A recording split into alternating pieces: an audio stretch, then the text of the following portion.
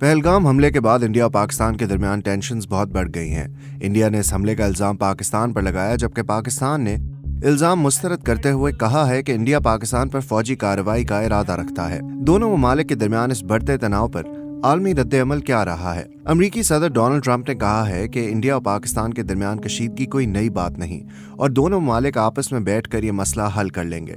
जबकि अमरीकी वजीर खारजा मार्को रूबियो ने पाकिस्तान पर जोर दिया है कि वो हमले की खुलकर मजम्मत करे और इन्वेस्टिगेशंस में ताउन करे। चीन ने हमले की जहां जल्द अज जल्द गैर जानबदाराना तहकीकात का मुतालबा किया है, वहीं इस उम्मीद का इजहार भी किया है कि पाकिस्तान और इंडिया तनाव में कमी के लिए तहम्मुल का मुजाहरा करें। फ्रांस, तुर्की, ईरान, सऊदी अरब सब ने तनाव कम करने की कोशिशों पर जोर दिया है। ईरान ने कहा कि अगर दोनों मुल्क चाहें तो वो सालिस का किरदार अदा करने के लिए तैयार है। अक़वाम मुत्तहिदा के सेक्रेटरी जनरल एंटोनियो गुतेरेस ने इंडिया और पाकिस्तान के दरमियान बढ़ती कशीदगी पर तशवीश जाहिर की है और दोनों ममालिक से तहम्मुल और पुरअमन मुज़ाकरात की अपील की है।